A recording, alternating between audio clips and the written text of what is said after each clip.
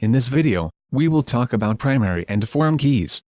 In a well-designed database, we create tables that relate records in another table. If the data is not related to a primary theme of the table, it should be placed on another table. Let's look at our table created in the previous video. So let's suppose if we want to enter credit card information in our database. Some of the guests have multiple credit cards and some guests don't have any credit card. So for this purpose, we create another table for credit card information. Click on Create and then on Table button. Create columns for credit card table.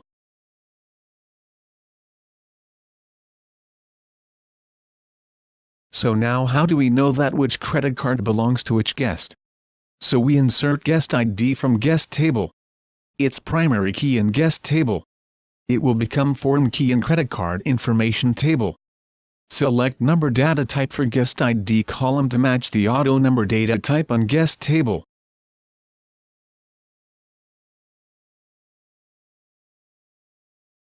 Let's add some records in credit card table.